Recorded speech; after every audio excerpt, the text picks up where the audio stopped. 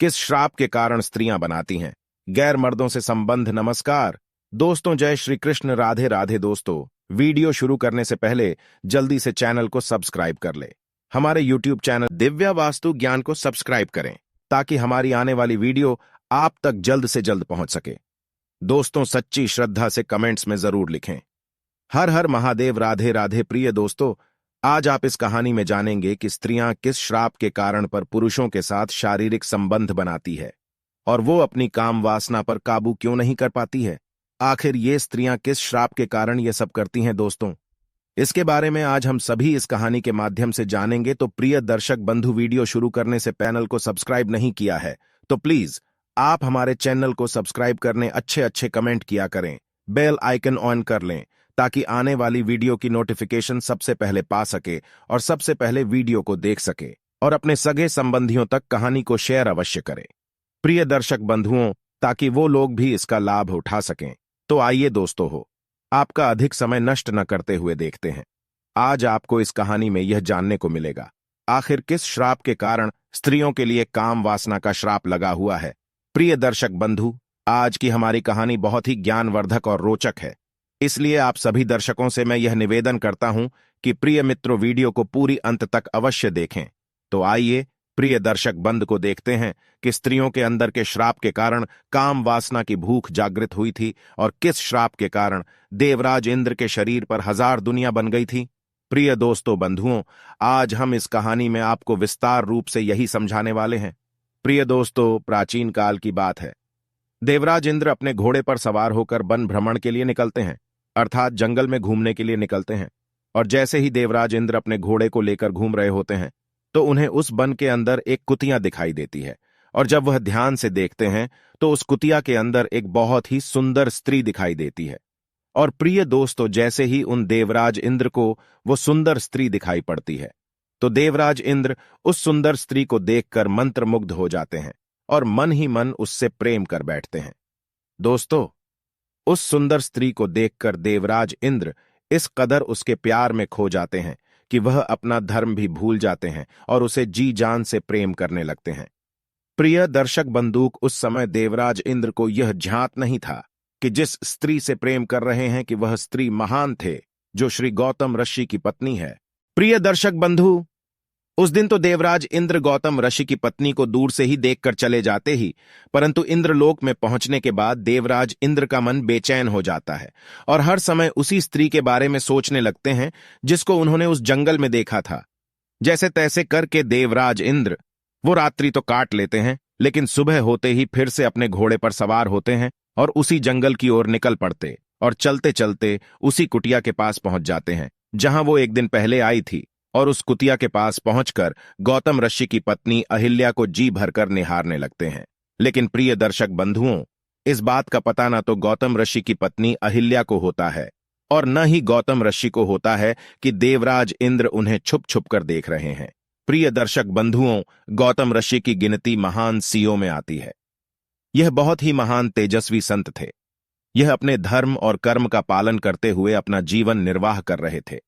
प्रातः ब्रह्मा मुहूर्त में उठते और प्रत्येक दिन गंगा स्नान के लिए जाया करते थे और उसके बाद भगवान की भक्ति में लीन हो जाया करते थे।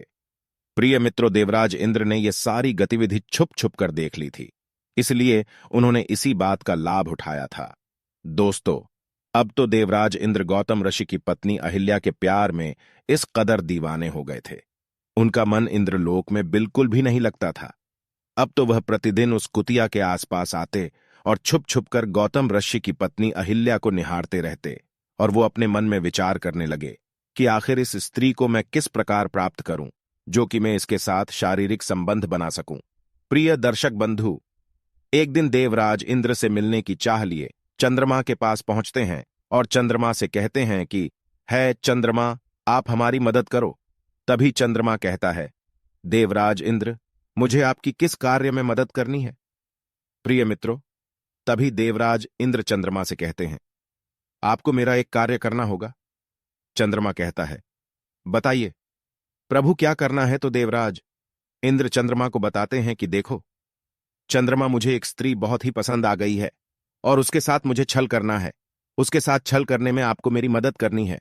तभी चंद्रमा कहता है, देवराज इंद्र, मुझे बताइए करना क्या है। तो देवराज इंद्र चंद्रमा से कहते हैं, तो मेरे साथ पृथ्वी लोक पर चलो और एक मुर्गे का रूप धारण करो। तो मुर्गा बनकर मध्य रात्रि में बाम लगा देना, और जैसे ही तुम अर्धरात्रि में बांध लगाओगे और तुम्हारी आवाज को सुनते ही गौतम ऋषि जाग जाएंगे। वह समझेंगे कि आप सुबह हो चुकी है और वो गंगा स्नान को चले जाएंगे। उसी बीच में मैं उनकी पत्नी अहिल्या के साथ छल करूंगा। प्रिय बंधु, एक बात हम आपको बताते चलें कि कोई भी व्यक्ति उसी को अपने दिल की बात बताता है जिससे उसके विचार भली भांति मिलते हैं, अर्थात जो उसके विचारों का होता है। तो चंद्रमा इंद्र एक ही विचारों के थे, क्योंकि प्रिय मित्रों चंद्रमा भी अपने गुरु की पत्नी को लेकर भाग गया था और इंद्र ने भी एक महान ऋषि की पत्नी के साथ छल किया था।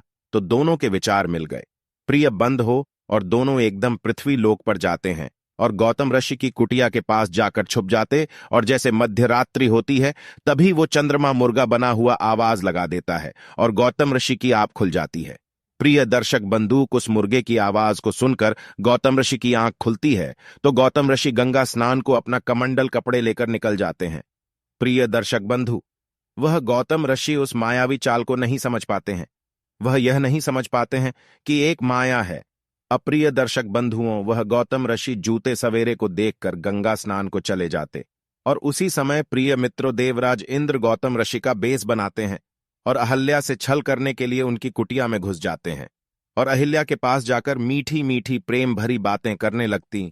और बातें करते करते देवराज इंद्र अहिल्या को अपनी बाहों में जकड़ लेते। और प्रिय मित्रों, उधर क्या होता है, जब गौतम ऋषि गंगा किनारे गंगा स्नान को पहुंचते हैं तो उस समय न तो उन्हें किसी पशु पक्षी व अन्य जीव की आवाज सुनाई देती है और न ही कोई गंगा स्नान करते हुए दिखाई देता है, अर्थात उन्हें किसी भी प्रकार की कोई भी हलचल दिखाई नहीं देती है। तो दोस्तों, वो इस बात को भली भांति समझ जाते हैं कि जो होना हो ये किसी की मायावी चाल है। प्रिय मित्रों, इस बात का उन्हें आभास हो जाता है कि मेरे साथ छल हो रहा है। अपने मन में यह विचार करने के बाद वह गौतम ऋषि वहां से तुरंत कुटिया की ओर दौड़ने लगते हैं। तो अपनी कुटिया के समीप आकर वह देखते हैं कि कुटिया के द्वार पर एक मुर्गा बैठा हुआ है। तो वह गौतम ऋषि अपनी उजली में जल लेते हैं और मंत्र पढ़कर उस मुर्गे पर मारते हैं।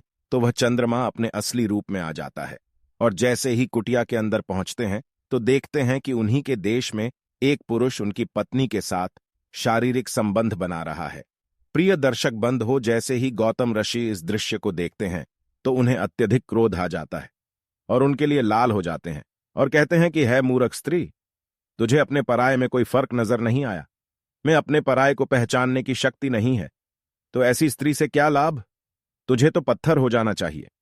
पत्थर, और वह अपनी पत्नी को पत्थर होने का श्राप दे देते हैं और इसके बाद वे और भी क्रोधित हो जाते हैं और इंद्र को काम वासना का भूखा समझकर इंद्र को श्राप दे देते हुए कहते हैं कि हे देवराज इंद्र, तुम्हारे अंदर काम वासना की शक्ति बहुत अधिक है और तुम हर स्त्री पर आसक्त हो जाते हो, इसलिए मैं तुम्हें श्राप देता हूं कि तुम्हारे शरीर पर करोड़ों यूलिया बन जाएंगी। प्रिय दर्शक बंधु, जैसे ही यह श्राप गौतम ऋषि इंद्रदेव को देते हैं तो दोस्तों उसी समय देवराज इंद्र के शरीर पर करोड़ों यूलिया बन जाती है।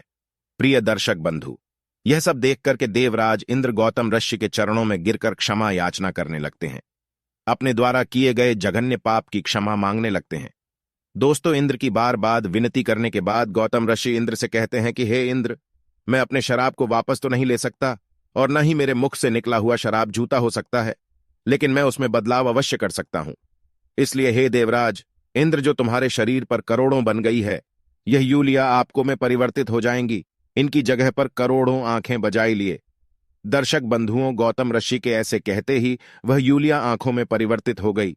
और दोस्तों, गौतम ऋषि ने जो अपनी पत्नी को पाषाण होने का श्राप दिया था, तो गौतम ऋषि की पत्नी अहिल्या उनसे कहती हैं कि हे स्वामी, इसमें मेरा कोई दोष नहीं है, इसमें मेरी कोई भी गलती नहीं है जो आपने मुझे पाषाण होने का श्राप दे दिया, क्योंकि मुझे इस बात का बिल्कुल भी एहसास नहीं हुआ कि मेरे साथ आकर के जिसने भी छल किया है, अर्थात जिसने मेरे साथ संबंध बनाए हैं, कि वह कौन है, क्योंकि वो तो आपके रूप में आया था, तो मैं तो आपको ही समझ रही थी। इसलिए इस कृत्य में मेरी कोई भी गलती नहीं है, मेरा कोई कसूर नहीं है।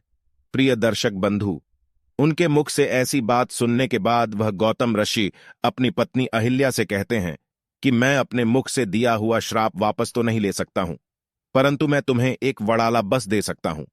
कुछ समय बाद जब भगवान श्री हरि विष्णु मर्यादा पुरुषोत्तम भगवान श्री राम के रूप में अवतरित होंगे, वही आकर के आपका उद्धार करेंगे। उनके चरण रज से ही आपका उद्धार होगा।